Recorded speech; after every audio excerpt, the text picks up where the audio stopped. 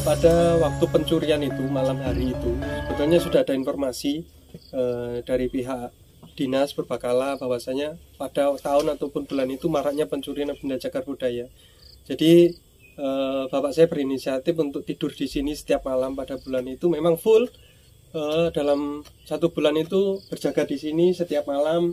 Tapi pada hari itu, hari Senin itu mau berangkat hujan lebat dan kondisinya memang tidak memungkinkan untuk berangkat gitu. Jadi diputuskan untuk bapak itu tidak berangkat menjaga di sini, dan betul kejadian itu dini hari mungkin pencurian itu dicongkel tidak bisa, akhirnya dipotong ataupun ditatah dan dibodem, dan itu patah sebatas perut sini. Dan kejadian itu menurut warga yang rumahnya paling ujung atau yang paling dekat dengan lokasi situs ini terdengar suara tangisan perempuan itu seperti perempuan yang disiksa oleh suaminya gitu. Jadi beliaunya sempat keluar rumah mencari di sekeliling rumahnya siapa sih tetangganya yang disiksa oleh suaminya gitu. Tapi dikala semuanya didekati nggak ada suara tangisan di sekitar rumah itu gitu.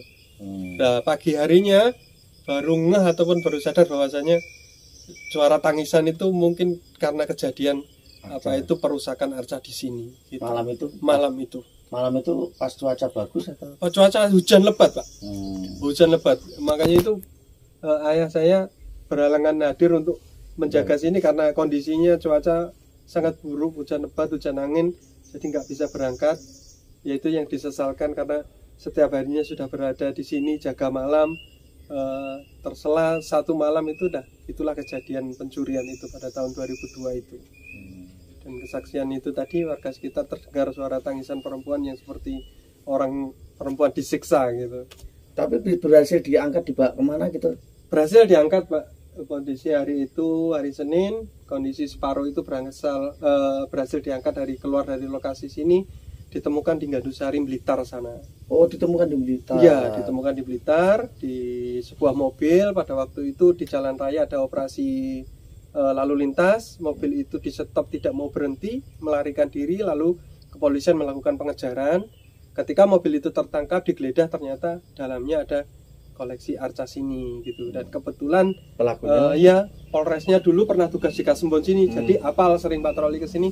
Ini kok seperti koleksinya Candi Boco gitu. Lalu beliaunya menghubungi ke sini dan betul sini mengalami kehilangan, dan kita kejar pencarian ke sana, dan memang kita nyatakan bahwa itu koleksi sini yang sudah terpotong itu tadi.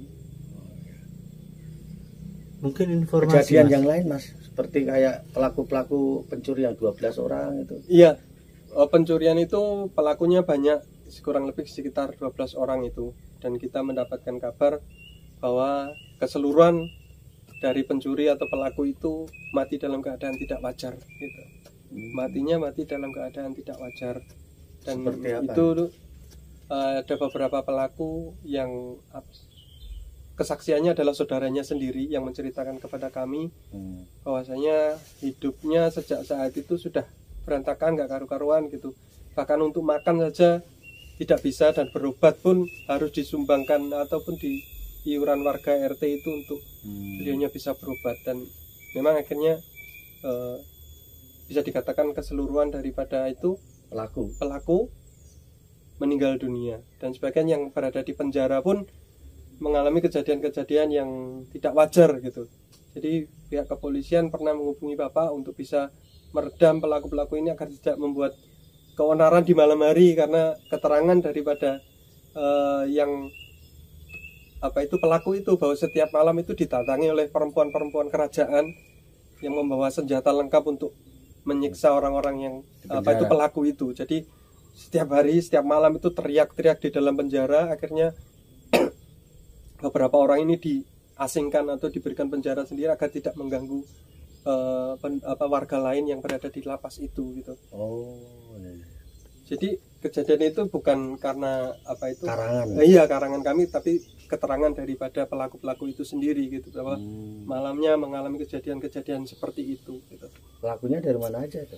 Pelakunya menurut informasi itu ada dari Blitar, ada dari Singosari, ada dari Mojokerto, dan ada beberapa orang yang memang tergiur dengan mungkin upah-upah yang tinggi itu terdapat dari warga kami sendiri atau lokasi sekitar desa sini sendiri. Yang Jadi bantu orang ya. dalam ada, orang luar ada gitu. Prosesnya seperti itu.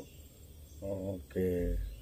Akhirnya sekarang udah pada sadar dengan kejadian-kejadian itu ya. Iya, iya. Tapi kalau masyarakat di sini sendiri menyikapi candi di Mbocok ini sebagai punden leluhur itu tradisi apa aja yang dilakukan? Iya. Yang dilakukan biasanya? Tradisi ataupun penghormatan warga sini kepada peninggalan bersejarah ini memang dipundenkan ataupun disakralkan untuk daerah sini. Pertama kita punya kesenian kuda lumping, itu memang pusatnya di sini. Segala kegiatan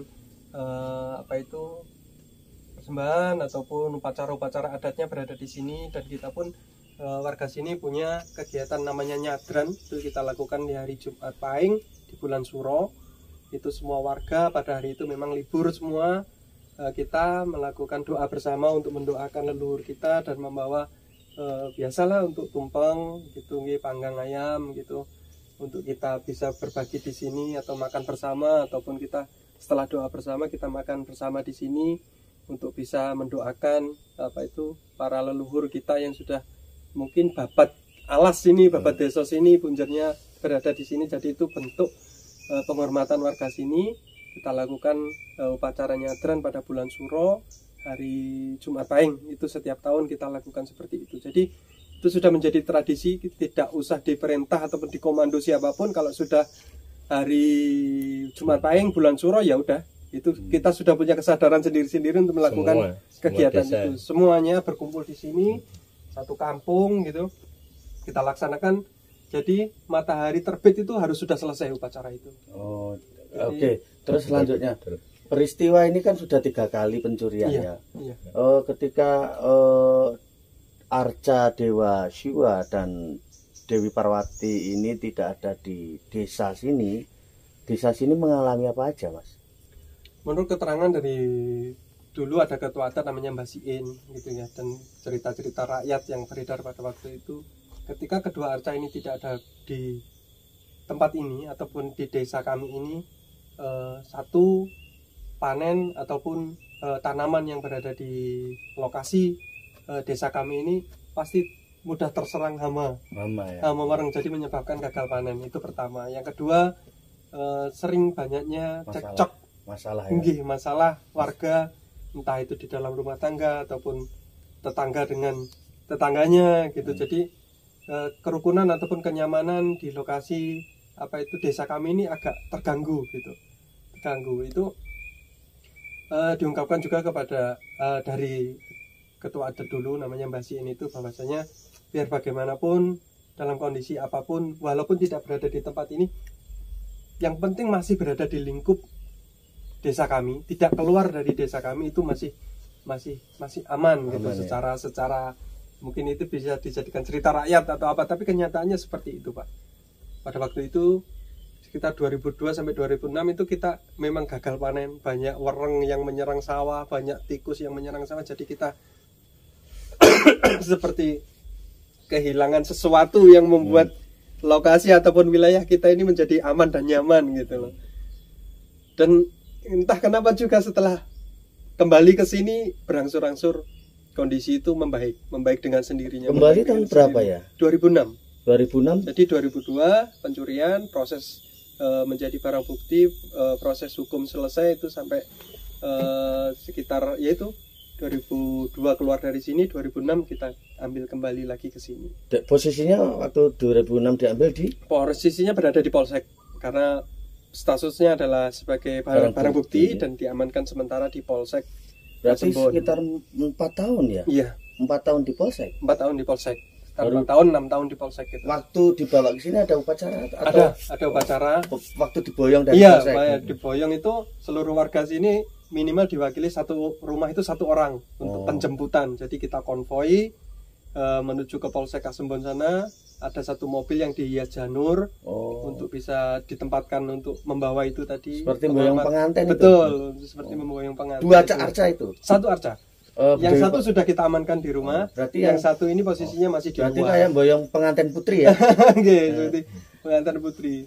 Dan menurut ketua adat kami bahwa datangnya ke sini harus disambut tanggapan atau kemeriahan dari kuda lumping. Dan dulu ada namanya apa, kayak gambus orkesan gitu. Pokoknya ada keramaian untuk menyambut itu supaya warga itu berkumpul untuk menyambut apa itu arca itu Mbah Putri itu kembali lagi ke apa itu tempat asalnya gitu. Jadi prosesnya dulu seperti itu.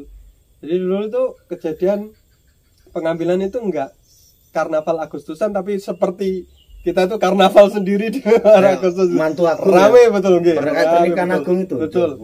Jadi kita satu kakak itu diwajibkan keluar satu orang itu wajib. Kalau mau ikut semuanya monggo, tapi hari itu memang libur semuanya, nggak ada yang bekerja.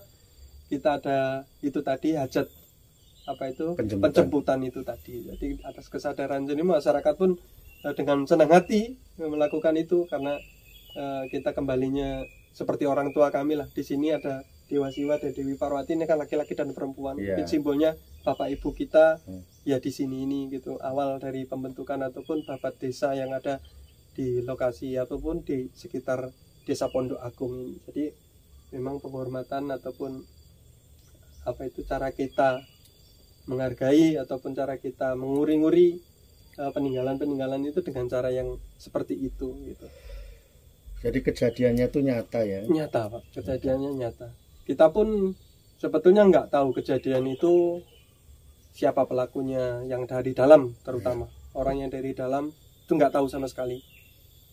Lambat laun dengan berjalannya waktu keluarganya sendirilah yang membuka kejadian ini. Bahwa setelah itu memang bukannya yang pelakunya saja, tapi berpengaruh pada semua keluarganya. Oh iya. Jadi seperti karma yang berjalan gitu Pak. Seolah-olah nandur pun nggak panen, usaha apapun nggak bisa berkembang, bahkan untuk makan pun susah gitu Pak. Terus mungkin dia mencari-cari solusi-solusi di sana sini mungkin, dan akhirnya semuanya harus minta maaf ke sini. Dari semua yang terjadi, yang sudah terjadi ya biarlah terjadi, tapi permintaan maaf itu harus ada yang mewakili dari keluarganya tertentu untuk melepaskan mungkin karmanya itu, untuk memudarkan karmanya itu.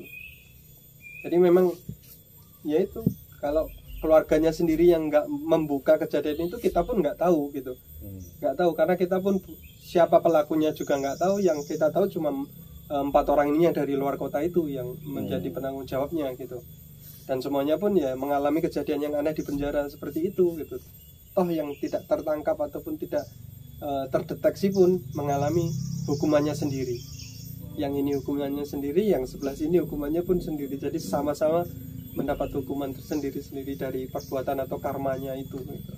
Ada aturan-aturan khusus ketika memasuki Candi Bojong ini, Mas? Ya mungkin istilahnya kalau kita sowan masuk ke rumah orang ya salam. Itu pertama. Kedua, jangan pernah membuang kotoran di sini. Gitu. Kalau itu memang terus yang ketiga ya tentunya sopan santun, karena kita di sini secara filosofinya adalah rawuh ataupun berkunjung ke rumah orang tua kita, bapak ibu kita, ya bagaimana pepunden bagaimana kita menghormati bapak ibu kita, hanya itu saja sebetulnya. Nggak butuh yang muluk-muluk, yang penting adat, kesopanan, etika itu dijaga gitu. Jangan berbicara kotor di sini gitu. Juga jangan meminta hal-hal yang di luar seperti kadang orang kan di sini tempatnya mencari dalam tanda kutip mungkin pesugihan atau apa, jangan pernah di sini itu. Jadi dulu banyak kejadian orang-orang itu yang nepi di sini itu dibuang. Dipindahkan. Kalau sudah niatnya jelek di sini pasti ada kejadian-kejadian yang tidak terduga gitu, yang mungkin secara ilmiah atau secara akademisi itu tidak masuk akal gitu. Tapi biar bagaimanapun saya sendiri yang berjaga di sini pun ya itu tadi, keharmonisan alam, keharmonisan dengan masyarakat, keharmonisan dengan pemerintah. Jadi saya berada di tengah-tengahnya antara segitiga ini, bagaimana saya bisa menjaga, menyatukan dari ketiga sisi ini, dari pemerintahan, dari kedinasan, dari masyarakat yang mungkin memanfaatkan di sini gitu, juga dari alam yang harus dijaga gitu. Bahwa di sini tidak bisa menebang pohon sembarangan ataupun mencangkul sembarangan, di wilayah ini pun dilarang gitu Pak. Jadi ya saya mewanti-wanti kepada semuanya yang mungkin ingin berkunjung di sini ataupun yang sudah berkunjung dan terbiasa di sini, begitu memang di sini memang dibuat ala kadarnya seperti ini. Ada tempat itu yang bisa dibangun, ada tempat itu yang tidak bisa dibangun. Istilahnya pembangunan itu harus melalui kasarnya izin daripada yang punya rumah gitu. Jadi memang ala kadarnya seperti ini. Jadi tujuannya gini, mungkin di sini tempat duduk nggak ada, tempat nongkrong nggak ada, karena tujuannya memang itu. Kalau orang di sini dengan ala kadarnya di sini bisa nyaman dengan keadaan di sini, ya mereka lah orang-orang yang terpanggil gitu. Kalau orang yang masuk ke sini terus merasa tidak nyaman, ya berarti mereka memang orang-orang yang tidak diperuntukkan di sini gitu. Jadi kondisi seperti ini yang ala kadarnya itu juga bukan kita nggak mau membangun, bukan kita, tapi proses pembangunan itu harus ada 3 unsur itu tadi. Kalau yang sini nggak setuju, yang 2 setuju juga nggak jadi. Kalau yang sini setuju, kalau yang 2 ini nggak mengikuti juga nggak jadi. Jadi kita dalam segitiga emas ini harus bagaimana bisa menjaganya agar bisa berjalan serentak beriringan gitu Pak.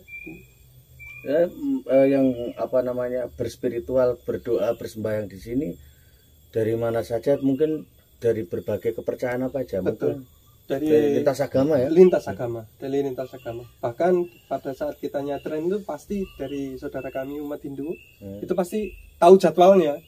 Dan kesini pada malam itu kalau di Muslim kita malam besoknya nyadran itu, malam harinya kita ada melekan di sini, itu pasti istighosah di sini.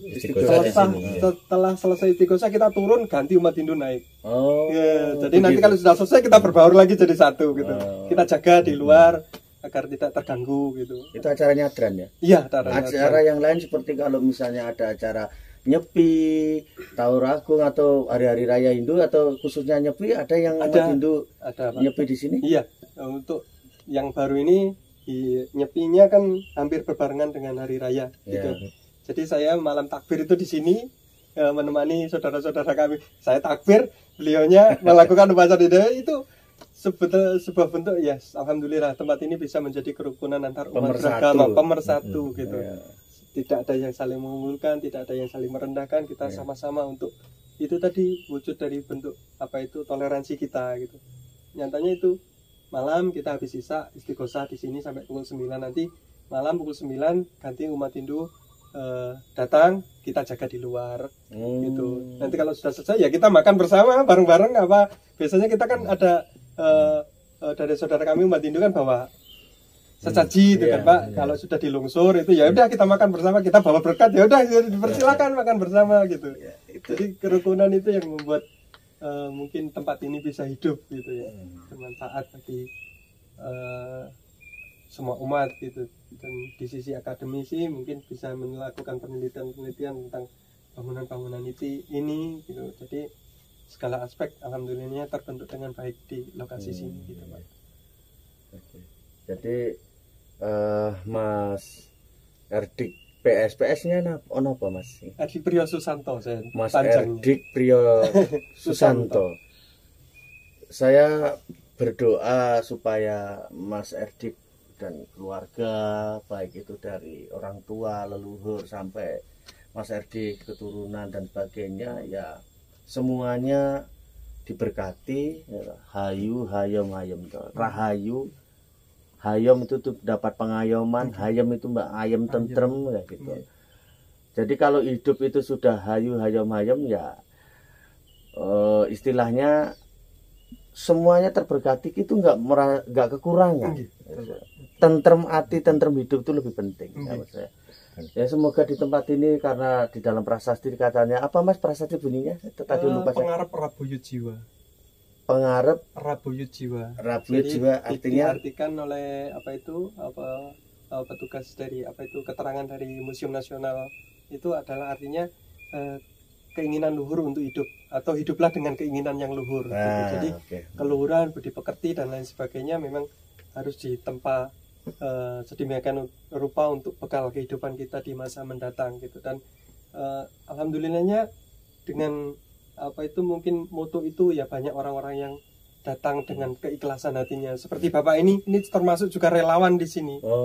Ada di sini satu kumpulan relawan itu Suwardi. Pak Pak Suwardi. Suwardi. Iya, Pak Suwardi relawan di sini kadang kalau Ya, beliaunya kalau lagi ada- senggang juga Iya. ikut bersih-bersih, ikut nanam bunga, ikut merawat tempat ini gitu. Ada ramai dulu Pak orang yang mungkin punya rezeki, ayo bangun ini gitu ya. Terus Itulah. pengalamannya Pak Wah, Mawardi, Suwardi. Pak Suwardi dengan adanya peninggalan leluhur dan punden luhur di tempat ini dengan umur yang sudah sepuh seperti ini, napa mawon Pak? Alah, ya. Kesan dan pesannya gitu. Oh, cuman ikut-ikutan mawon ngono nih. Bantu-bantu mbane senggang ngono ya. Ikhlas nih Bang. Ya? Ikhlas lahir batin. Sahabat Nusantara. Sahabat Nusantara, demikianlah tadi itu bincang-bincang kita dengan Mas Erdik, dimana sangat luar biasa. Jadi memang berupa arca batu, tetapi kalau itu sudah di pasopati atau manifestasi dari dewa dan dewi, kemudian di sini juga menjadi tempat yang suci, mungkin zaman dulu merupakan perabuan para luhur, raja-raja, pemimpin ataupun siapa saja, yang jelas bahwa tempat suci yang memiliki sejarah itu betul-betul energi itu nyata. Orang yang berbuat baik akan mendapatkan energi positif. Orang yang berbuat jahat mendapatkan energi negatif. Karma itu tidak meleset. Karma itu pasti terjadi. Himbauan saya kepada masyarakat di mana saja ketika berada di tempat suci, jagalah sopan santun, etika, moral, perilaku. Perilaku ini yang penting. Jangan vandalisme, nyoret-nyoret, kemudian merusak, kemudian merendahkan derajat dengan omongan-omongan yang tidak perlu karena kepercayaan yang sudah dianut, merendahkan derajat sebuah tempat suci. Jadi jangan, karena segala sesuatu ya, ketika kita berbicara hal-hal yang baik, maka kebaikan akan datang pada kita. Ketika kita berbicara hal-hal yang buruk, maka keburukan itulah juga akan mempengaruhi kita. Jadi tentramkanlah hidup kita, bahagiakanlah hidup kita dengan energi yang positif, supaya karma kita juga positif. Salam Rahayu.